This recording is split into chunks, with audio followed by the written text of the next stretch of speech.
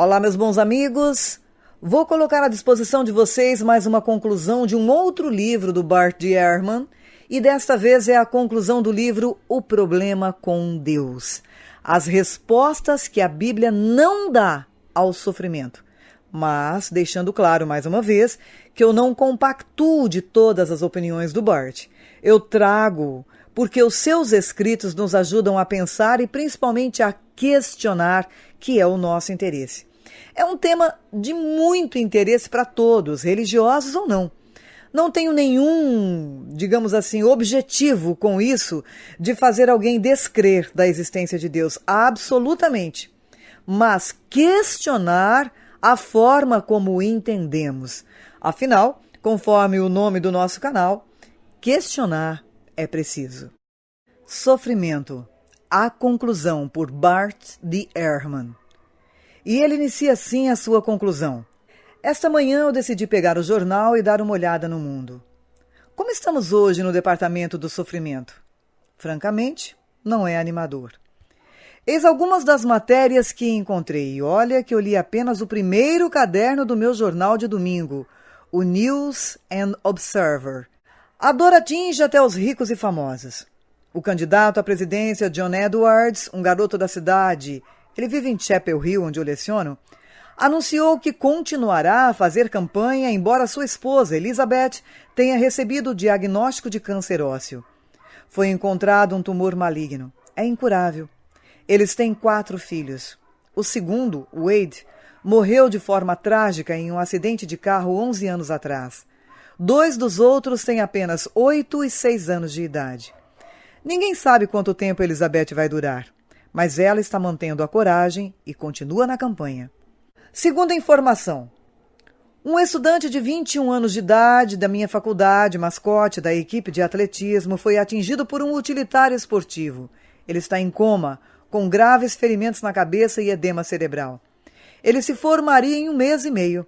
Provavelmente não viverá tanto. Terceira informação encontrada. Um tornado atingiu Logan, Novo México, derrubando e destruindo cerca de 100 casas e lojas, 3 escolas e ferindo 35 pessoas. Quarta informação. Moradores de New Orleans estão começando a se armar em ritmo acelerado. As vendas de armas estão aumentando lá. O motivo?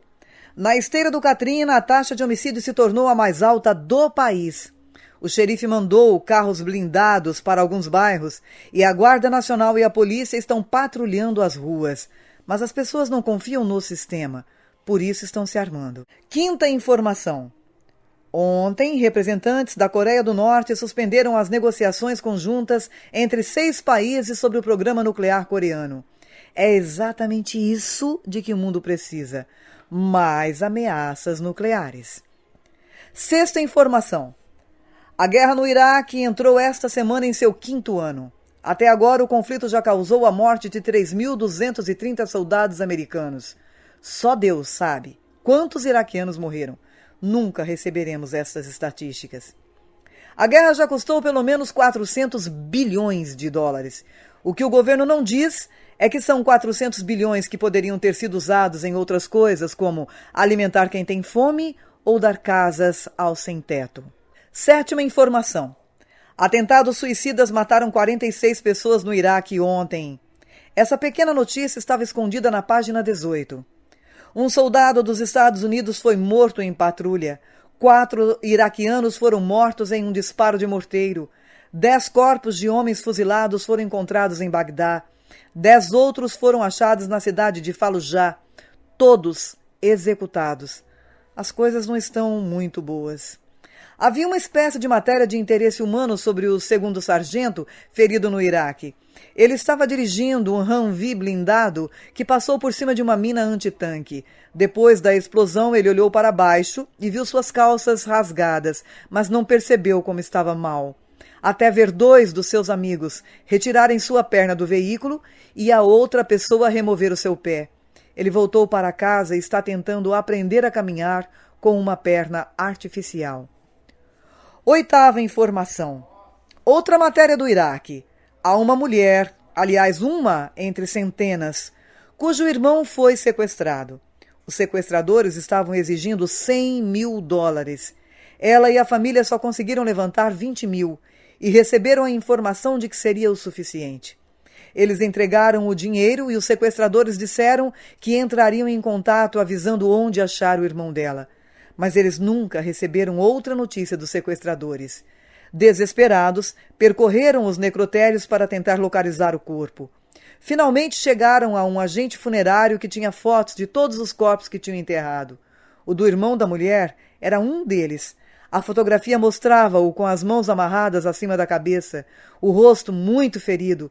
Os torturadores tinham usado uma furadeira elétrica para fazer um orifício na testa dele. A esta altura eu parei de ler. O jornal de ontem tinha matérias semelhantes, assim como os do dia anterior também, e por aí vai.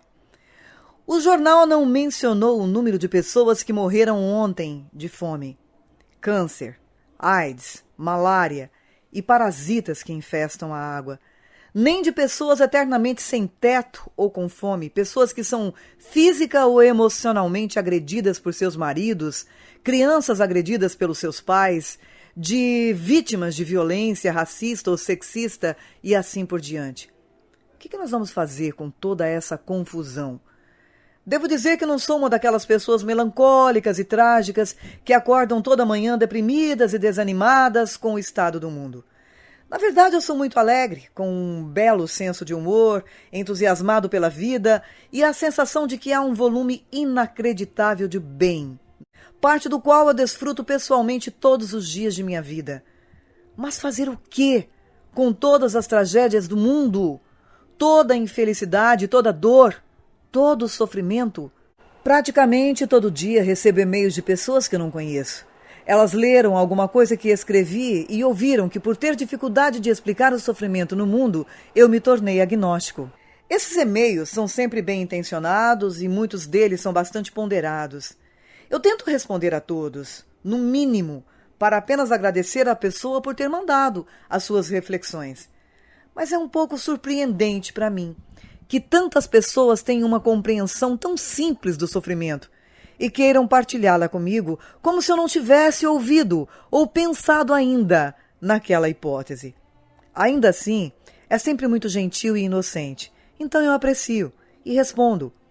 Uma das explicações mais comuns que eu recebo é a de que temos de compreender que Deus é como um pai bom, um pai celestial, e que ele permite que haja sofrimento em nossas vidas, como uma forma de moldar o nosso caráter e nos dar lições sobre como viver.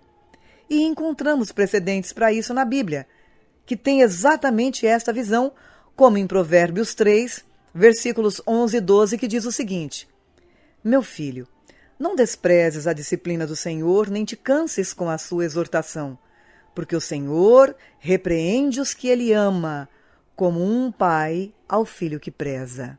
Eu não dediquei todo um capítulo a essa visão porque eu não acho que seja uma das explicações mais comuns da Bíblia, mas ela às vezes está lá, conforme nós já vimos na citação de Provérbios. No livro de Amós, por exemplo, quando Deus pune seu povo pelos pecados, é exatamente como uma espécie de disciplina para dar uma lição. O povo precisa retornar a ele e a seu caminho. Segundo Amós, é por isso que a nação experimentou fome, seca, pestes, guerra e morte. Deus estava tentando fazer seu povo, entre aspas, voltar a mim. Isto está em Amós, capítulo 4, versículos 6 ao 11. Essa visão faria sentido para mim se a punição não fosse tão severa, a disciplina tão dura. Realmente devemos acreditar que Deus faz as pessoas morrerem de fome para dar uma lição nelas? Que ele manda epidemias que destroem o corpo, doenças mentais que destroem a mente, guerras que destroem a nação, para dar às pessoas uma aula de teologia? Que tipo de pai é ele que aleija, fere, desmembra, tortura, atormenta e mata seus filhos, tudo com o objetivo de manter a disciplina? O que deveríamos pensar de um pai humano que deixasse um filho morrer de fome porque tinha feito algo errado, ou que o açoitasse quase até a morte para ajudá-lo a perceber seus erros? O Pai Celestial é tão pior que o pior pai humano que podemos imaginar?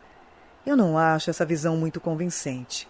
Em função das mensagens que recebo, me dou conta de que muitas pessoas acham que o sofrimento vivido neste mundo é um mistério, ou seja, não pode ser compreendido. Como já disse, esta é uma visão que tem apelo para mim. Mas, ao mesmo tempo, muitos pensam que seremos capazes de compreender e isso fará sentido. Em outras palavras, Deus tem um plano que nós não podemos, no momento, discernir, mas no final, todos veremos que o que aconteceu, mesmo o sofrimento mais horrendo experimentado pela pessoa mais inocente, foi no interesse de Deus, do mundo, da raça humana e até de nós mesmos. É um pensamento reconfortante para muitas pessoas, uma espécie de reafirmação de que Deus realmente está no comando e sabe o que está fazendo. E se isso for verdade, suponho que nunca saberemos até o final de tudo. Mas não estou certo de que seja um ponto de vista convincente. É uma visão que me lembra muito um episódio de um dos maiores romances já escritos. O nome do romance é Os Irmãos Karamazov, de Dostoiévski. O capítulo mais famoso deste romance, muito longo a propósito, é intitulado O Grande Inquisidor. É uma espécie de parábola contada por um dos personagens principais do livro, que é Ivan Karamazov, a seu irmão Alyosha, na qual ele imagina o que aconteceria se Jesus retornasse à Terra como ser humano. Em sua parábola, Ivan argumenta que os líderes da igreja cristã teriam de dar um jeito para que Jesus fosse morto novamente, já que aquilo que as pessoas querem não é a liberdade que o Cristo dá, mas as estruturas e respostas autoritárias fornecidas pela igreja. Acho que os líderes das mega-igrejas de todo o mundo deveriam parar e pensar a respeito. Líderes que preferem fornecer a certeza de respostas certas a orientar as pessoas a fazer perguntas difíceis. Seja como for, embora o capítulo sobre o Grande Inquisidor seja o mais conhecido do romance, são os 2 capítulos anteriores a ele, que sempre considerei os mais fascinantes. Nestes 2 capítulos, mais uma vez, são Ivan e Alyosha conversando. Eu vou tentar trazer da forma mais clara possível para ver se eu consigo me fazer entendido. Alyosha é um jovem noviço do mosteiro local, brilhante, mas inexperiente. Ele é profundamente religioso, mas ainda demonstra certa ingenuidade, digamos assim. Ivan, seu irmão mais velho, é um intelectual e um cético. Admite que acha que Deus existe. Ele não é ateu, como alguns analistas algumas vezes disseram, não. Mas ele não quer nada com Deus. A dor e o sofrimento do mundo são grandes demais, e em última instância Deus é o culpado. Mesmo se no final dos tempos Deus revelasse o segredo que desse sentido a tudo que tinha acontecido aqui na Terra, não seria o bastante. Ivan não quer participar disso. Como Ivan diz, não é Deus que eu não acredito. Compreende? É este mundo de Deus, criado por Deus, que eu não aceito e não posso concordar em aceitar. Estas palavras estão na página 235 do livro. Ivan não aceita o mundo porque, mesmo que Deus, no final, revele aquela coisa de que dá sentido a tudo, Ivan ainda consideraria o sofrimento no mundo horrível demais. Ele compara sua rejeição do mundo a um problema matemático. O antigo matemático grego Euclides disse que 2 linhas paralelas não podem se encontrar. Do contrário, elas não seriam paralelas, não é mesmo? Mas Ivan observa que há alguns geômetras e filósofos que acham que a regra se aplica apenas no campo do espaço finito, que, na verdade, em algum ponto do infinito, 2 linhas paralelas se encontram sim. Ivan não nega que isso possa ser verdade, mas rejeita tal ideia. Sua mente não consegue captá-la. Então ele se recusa a acreditar. Da mesma forma, o sofrimento para ele. Se no final Deus mostrasse que tudo tinha servido a um objetivo maior, mais nobre, ainda assim não seria o suficiente para justificar. Ivan diz o seguinte: Eu tenho uma tola convicção de que os sofrimentos serão curados e mitigados, e que no final, no fim do mundo, no momento de harmonia eterna, acontecerá e será revelado algo tão precioso que satisfará todos os corações, aplacará toda a indignação, redimirá toda a vilania humana. Todo banho de sangue bastará, não apenas para tornar possível o perdão, mas também para justificar tudo o que aconteceu. Que isso tudo se torne tão real e seja revelado. Mas eu não aceito isso, e não quero aceitar isso. Que as linhas paralelas até mesmo se encontrem frente aos meus olhos, e eu olharei e direi, sim, elas se encontraram, e ainda assim eu não aceito. Página 236. Isso então lança Ivan em uma discussão sobre a visão que tem do sofrimento, no capítulo fundamental do livro chamado Rebelião. Neste capítulo ele explica que, para ele, o sofrimento de crianças inocentes não pode ser explicado. E que se um dia vier uma explicação do Todo-Poderoso, ele simplesmente não a aceitará. Por isso o capítulo tem o título de Rebelião. Já para seu irmão devoto Alyosha, esse tipo de postura em relação a Deus é rebelde. Grande parte do capítulo mostra Ivan angustiado com o sofrimento dos inocentes. Ele fala sobre a violência dos soldados turcos nas guerras da Bulgária, que queimam, matam, estupram mulheres e crianças, pregam prisioneiros pelas orelhas às cercas e os deixam lá até de manhã, e de manhã os enforcam. Ele se opõe a classificar isso como comportamento animalesco porque seria terrivelmente injusto e ofensivo aos animais, que nunca se comportariam com tal crueldade. E ele continua dizendo: Esses turcos, entre outras coisas, se deliciavam em torturar crianças, começando por tirá-las dos ventres das mães com um punhal e terminando arremessando os bebês para cima no ar e apanhando com suas baionetas em frente aos olhos das mães. O maior prazer estava em fazer isso em frente aos olhos das mães. E apresenta a seguir outra cena horrível. Imagine um bebê nos braços de sua mãe trêmula, cercada por turcos. Eles conceberam uma brincadeira divertida. Acalentam o bebê, riem para que o bebê ria. E conseguem. O bebê ri. Neste momento, o turco aponta uma pistola para ele, a 10 centímetros de seu rosto. O bebê ri de prazer. Estende as mãozinhas para agarrar a pistola. De repente, o artista puxa o gatilho direto em seu rosto e explode a sua cabecinha. Artístico, não? Páginas 238 e 39. As histórias de Ivan não são apenas sobre atrocidades de tempo de guerra. Elas envolvem o cotidiano. E o assustador é que elas soam verdadeiras como experiências reais. Ele é obcecado com a tortura de crianças pequenas, mesmo entre pessoas bem educadas, ditas civilizadas, vivendo na Europa. Ele diz: Eles adoram torturar crianças. Eles até mesmo adoram crianças nesse sentido. É precisamente a indefensabilidade dessas criaturas que provoca os torturadores. A confiança angelical da criança que não tem para onde e para quem se voltar.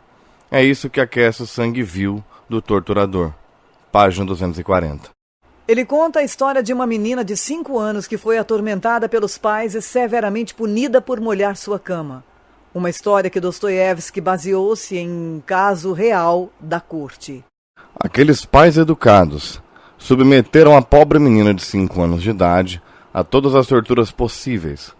Eles bateram nela, açoitaram, chutaram, sem nem mesmo saberem por quê, até que todo o corpo estivesse ferido.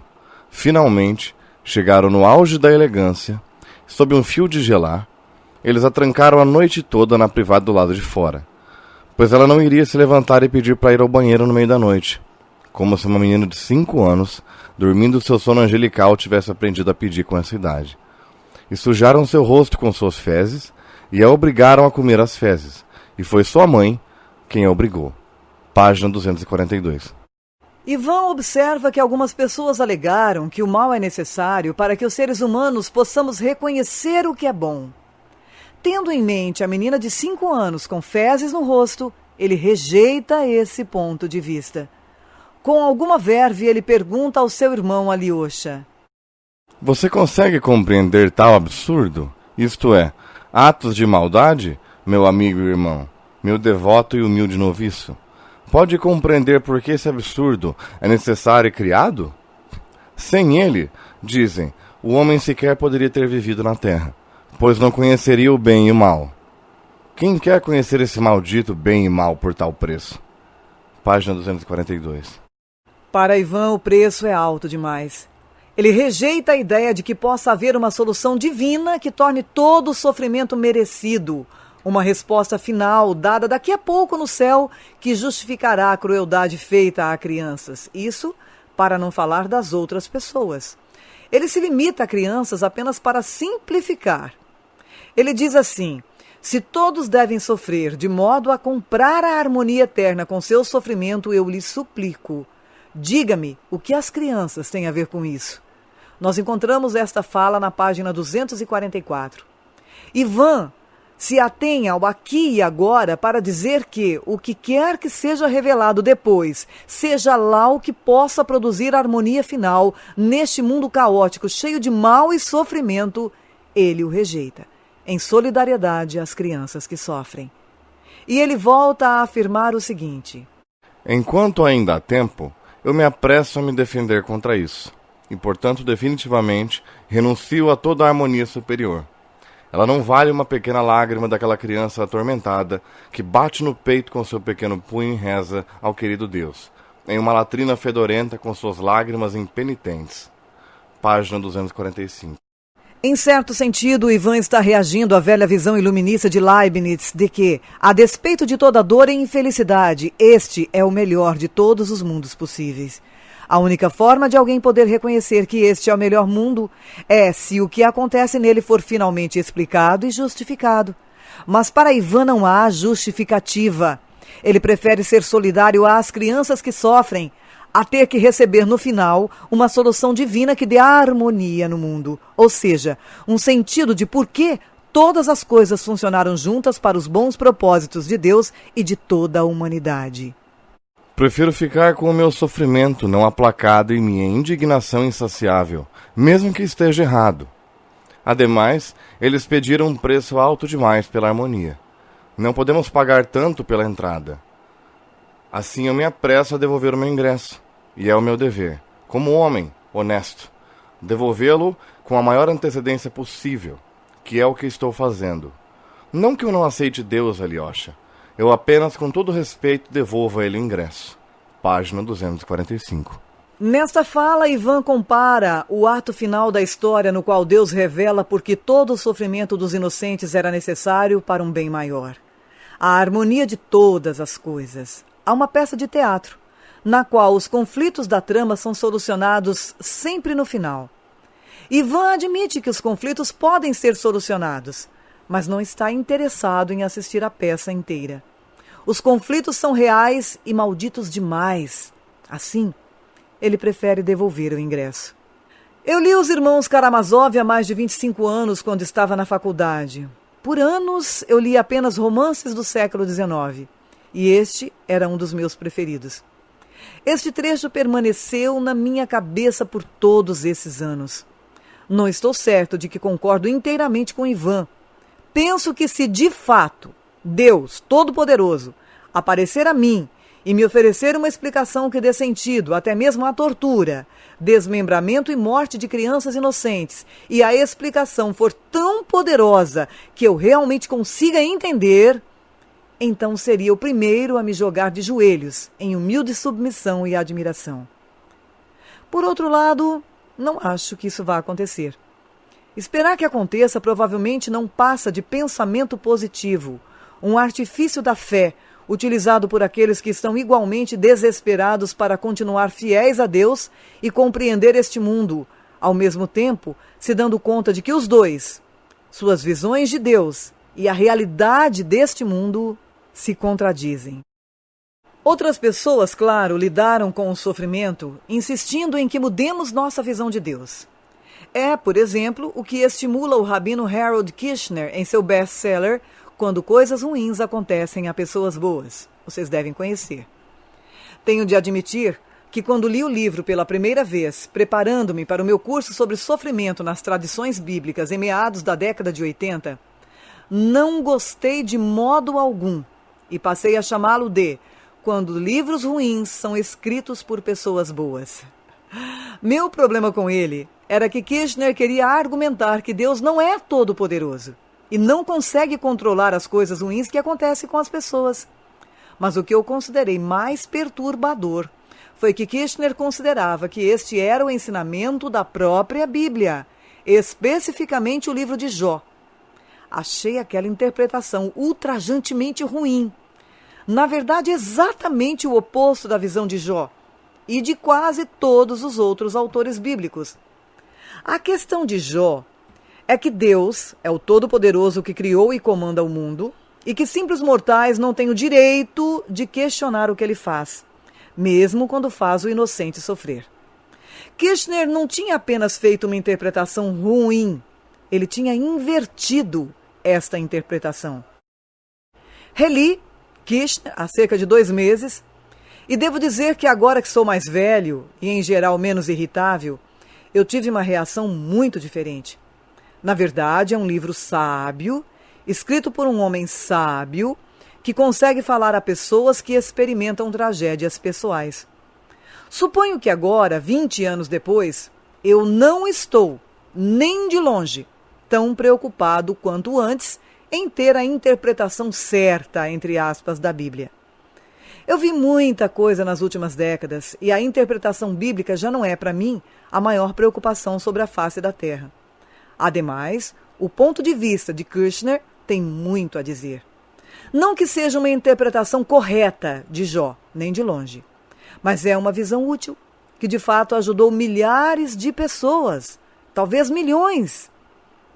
Para Kirchner, não é Deus que causa nossas tragédias pessoais, nem mesmo ele as permite, quando poderia impedi-las. Simplesmente há algumas coisas que Deus não pode fazer. Ele não pode interferir para que nos impeça de sofrer. Mas que ele pode fazer é igualmente importante. O que ele pode? Ele pode nos dar a força para lidar com o nosso sofrimento quando passamos por ele.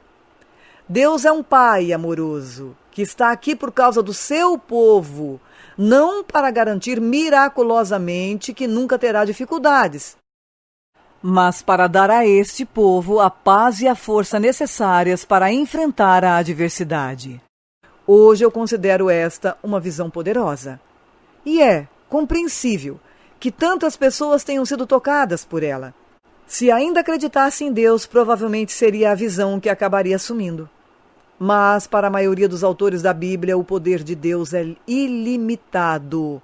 Deus sabe todas as coisas e pode fazer todas as coisas. Por isso que ele é Deus. Dizer que ele não pode curar o câncer, eliminar defeitos congênitos, controlar furacões ou impedir um holocausto nuclear é dizer que ele, na verdade, não é Deus. Pelo menos não o Deus da Bíblia e da tradição judaico-cristã. Acreditar em um Deus que está ao meu lado em meu sofrimento, mas que de fato não pode fazer muito quanto a isso, torna Deus muito parecido com a minha mãe, com um vizinho gentil, mas não faz dele Deus. Kirchner é um rabino judeu e descobriu que seus pontos de vista eram úteis em seu trabalho pastoral. Há outros pontos de vista apresentados por pensadores cristãos, que também se mostraram úteis às pessoas ao longo dos anos. Uma das discussões clássicas sobre o sofrimento no início da década de 80, um livro que muitos seminaristas costumavam ler, é Sofrimento, um teste ao método teológico, de Arthur McGill. Também é um livro de grande sabedoria este. Não escrito para o grande público como o de Kirchner, mas para pastores e teólogos que não se incomodam de pensar com profundidade sobre um tema complexo. O livro de McGill é explicitamente cristão e não teria utilidade quase nenhuma para alguém que, digamos, não seja cristão. Ele, de fato, insiste em que a teologia cristã pressupõe a fé cristã e é um exercício intelectual praticado pelos cristãos e adequado, portanto, apenas a eles. Sua visão de sofrimento é absolutamente cristocêntrica, ou seja, centrada em Cristo. Para McGill, Cristo é em si a encarnação, a incorporação de Deus. Se quisermos saber como é Deus, devemos olhar para Jesus. E o que vemos quando olhamos para Jesus? Vemos alguém que passou toda a sua vida e foi para a morte dando amor. Não era um amor que esperava algo em troca, foi um amor custoso. Ele custou a Jesus tudo enquanto estava vivo e, no fim, custou a ele a vida. Jesus é aquele que pagou o preço final de seu amor. E se os cristãos querem segui-lo, seguirão seu exemplo. Terão também que dar tudo pelo bem dos outros, foi o que Jesus fez, não foi? E fazendo isso, nos mostrou o verdadeiro caráter de Deus. Deus é aquele que sofre conosco. Seu poder se manifesta no sofrimento. Seu caráter é revelado quando seus seguidores se dão pelos outros, mesmo que leve à morte. Essa pode parecer uma visão religiosa rígida, e é. É cristianismo sério. Não é o tipo de cristianismo que vende livros. Ele, por exemplo, nunca foi um best-seller. Não é o tipo de cristianismo que constrói mega igrejas, que preferem e pregam o sucesso e não o sofrimento. Mas é alicerçado em uma posição cuidadosamente refletida sobre o que significa ser um cristão no mundo. Um verdadeiro cristão em oposição ao modelo de plástico. Por mais atraente que considere esse ponto de vista, eu temo que, estando de fora, ok? Eu ainda assim o considere problemático. Muitos outros teólogos, juntamente com McGill, argumentaram que Cristo é a solução de Deus para o sofrimento, porque em Cristo o próprio Deus sofreu. Acho que essa visão se mostrou reconfortante para pessoas cristãs que sofrem e se deram conta de que também Deus enfrentou dor, enfrentou agonia, tortura, humilhação e até a morte. Mas, novamente, eu fico pensando, a maior parte da Bíblia, claro, não retrata o sofrimento de Deus. Na verdade, a maior parte da Bíblia retrata que ele causa sofrimento. Ele usa o sofrimento ou impede o sofrimento. A ideia de que o próprio Deus sofreu é baseada na visão teológica de que Jesus era Deus. E como Jesus, sim, ele sofreu. Logo, Deus também sofreu. Mas a visão de que Jesus era Deus não é partilhada pela maioria dos autores do Novo Testamento. Na verdade, essa é uma visão teológica desenvolvida bem mais tarde no movimento cristão inicial. Ela não aparece, por exemplo, nos evangelhos de Mateus, Marcos ou Lucas, quanto mais nos ensinamentos do homem histórico Jesus. Para mim, é um desdobramento teológico interessante e importante, mas não um que eu considere convincente. Eu também tenho dificuldade com o ponto de vista de McGill porque ele parece fornecer uma compreensão arbitrária, mais que necessária, do Deus cristão. É igualmente possível argumentar teologicamente que desde que Cristo tomou todo o sofrimento do mundo, o mundo já não precisa sofrer. Isso, afinal, foi o que os teólogos argumentaram em relação a pecado e danação. Jesus tomou o nosso pecado e experimentou a condenação de Deus exatamente para que nós não precisássemos passar por isso. Por que isso não é igualmente verdadeiro para o sofrimento? Ele não sofreu de modo que nós não precisemos sofrer? Ademais, se o Deus cristão é aquele que sofre, então quem é aquele que criou e sustenta o mundo? Não é o mesmo Deus? Ao dizer que Deus sofre com sua criação, parecemos ter sacrificado a visão de que Deus é soberano sobre sua criação. Em outras palavras, mais uma vez, Deus não é realmente Deus. E permanecemos com o problema do sofrimento. Afinal de contas, por que é que ele está aqui? Neste livro eu estudei uma gama de respostas bíblicas e, em minha opinião, a maioria delas simplesmente não é intelectual ou moralmente satisfatória. É importante lembrar que estas são diferentes explicações para por que há sofrimento, ok? Algumas dessas explanações contradizem outras. É porque Deus está punindo as pessoas por seus pecados? É o que os profetas da Bíblia hebraica sustentam. Mas eu me recuso a pensar que defeitos congênitos, fome em massa, epidemias de gripe, mal de Alzheimer e genocídios são dados por Deus para que as pessoas se arrependam ou para ensinar uma lição a elas. Outros autores, e os próprios profetas, querem sustentar que algum sofrimento é causado porque as pessoas têm o livre arbítrio de ferir, aleijar, torturar e matar, entre outras coisas. E isso certamente é verdade. O racismo e o sexismo são disseminados, continua a haver guerras, ainda há genocídios, para não falar das pessoas mesquinhas e malévolas com as quais alguns temos de conviver o tempo todo em nossos bairros, locais de trabalho, no governo e assim por diante. Mas por que Deus permitiria o mal causado pelo homem em alguns casos e não em outros? Por que ele não faz alguma coisa em relação a isso?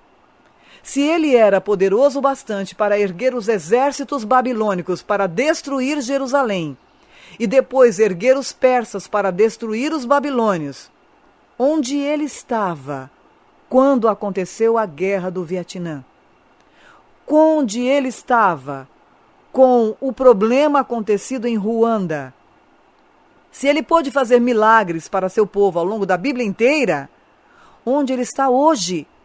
Quando seu filho é morto em um acidente de carro, seu marido tem esclerose múltipla, eclode uma guerra civil no Iraque ou os iranianos resolvem ter ambições nucleares. Onde? Alguns dos autores bíblicos acreditavam que o sofrimento era, no fim, redentor. E é verdade que, com frequência, pode haver benefícios nas dificuldades que encontramos.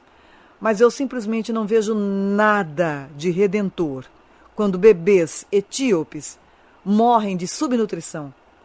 Quando milhares de pessoas morrem hoje e ontem e no dia anterior, vão morrer amanhã de malária, ou quando toda a sua família é brutalizada por uma gangue drogada que invade a sua casa no meio da noite.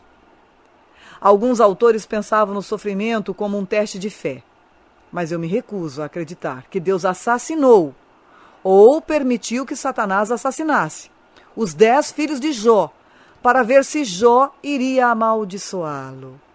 Se alguém matasse seus 10 filhos, você não teria o direito de amaldiçoá-lo?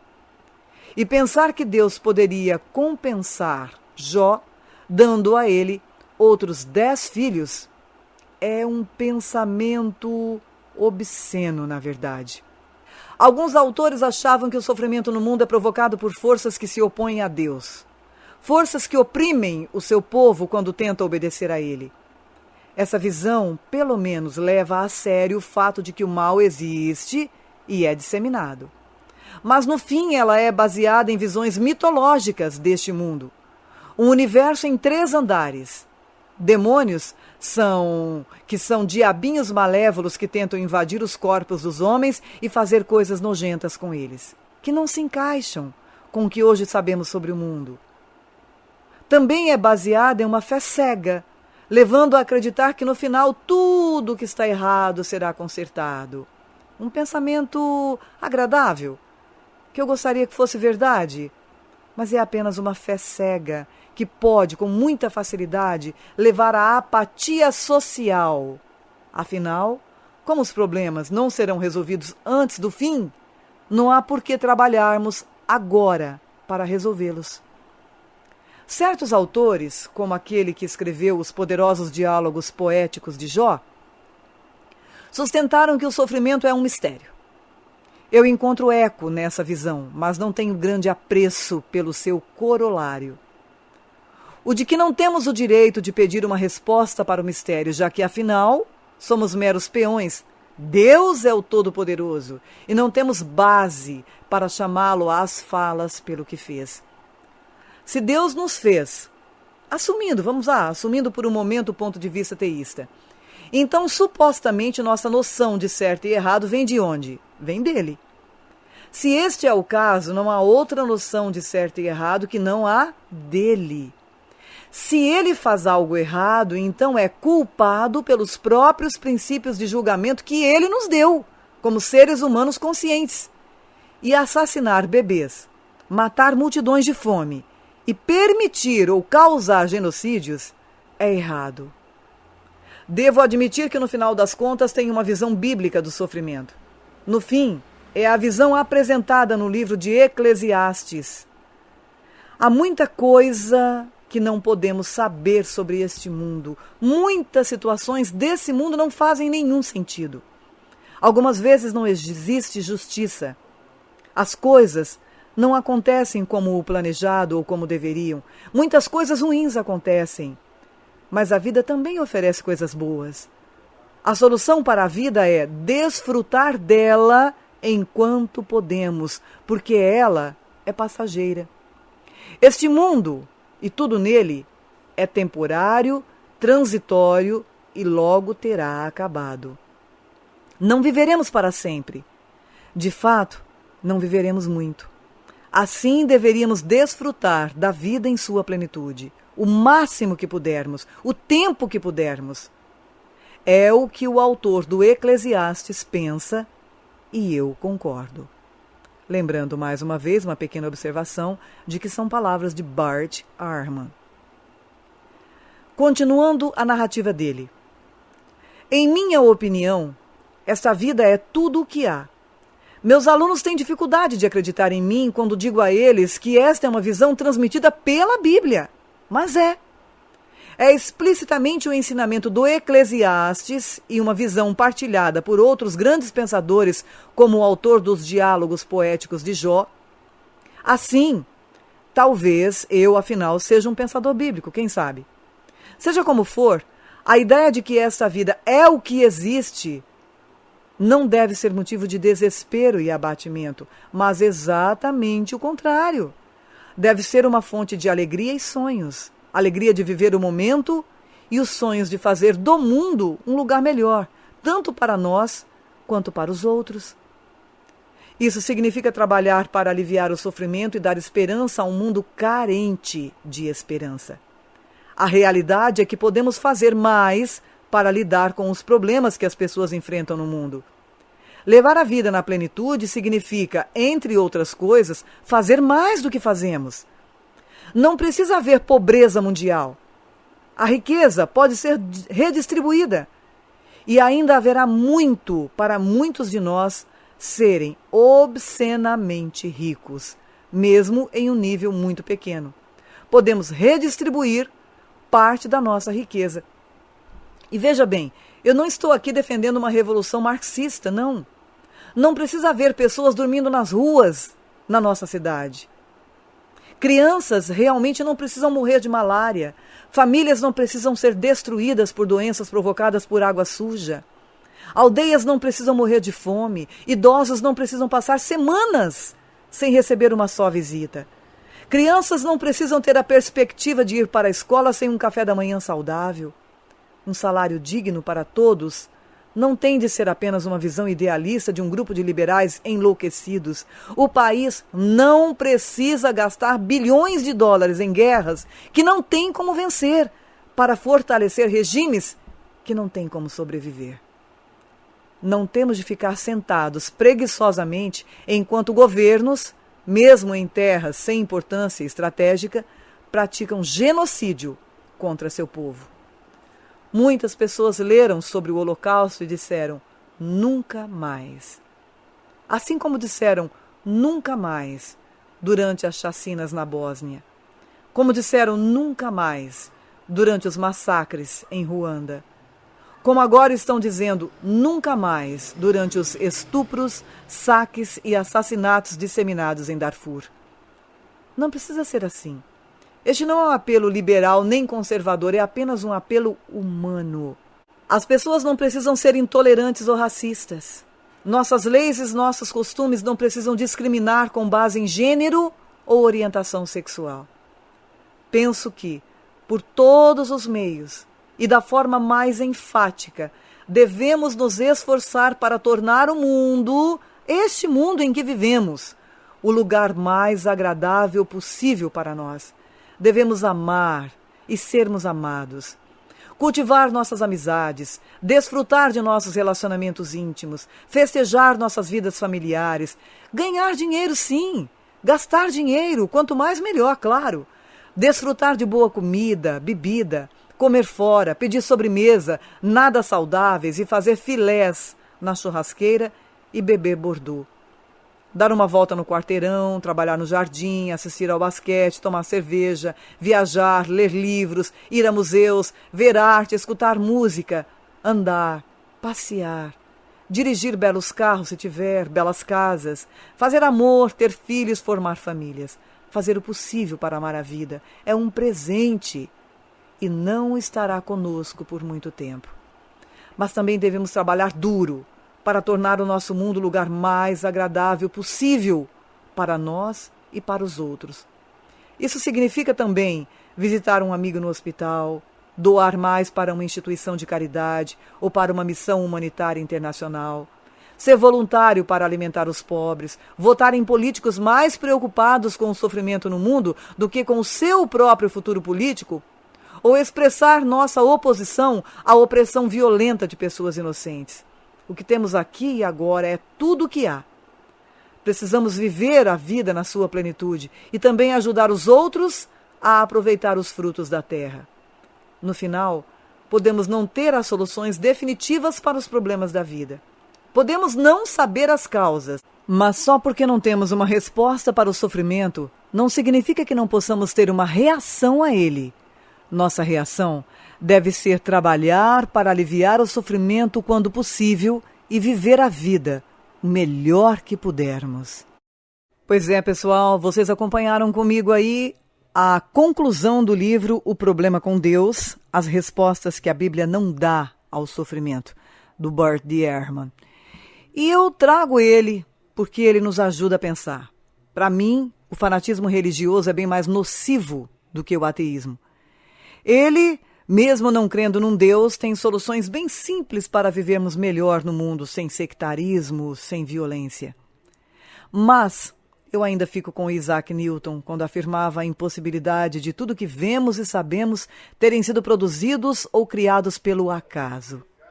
Só mesmo uma inteligência suprema poderia mostrar tanta sabedoria. Mas em pleno século XXI não cabe mais dizer que tudo só acontece por uma razão. Que todas as maldades e violências do mundo só acontecem em resposta às leis de causa e efeito. Se os seres humanos já idealizam prisões, escolas, trabalhos dignos, com a finalidade de regenerar mesmo os piores elementos, eu não acredito que a espiritualidade maior ou Deus se utilize de instrumentos tão vis para a nossa educação. Eu, como Voltaire, não acredito no Deus que os homens fizeram. Eu acredito no Deus que fez os homens e tudo o que há. Pensemos nisso.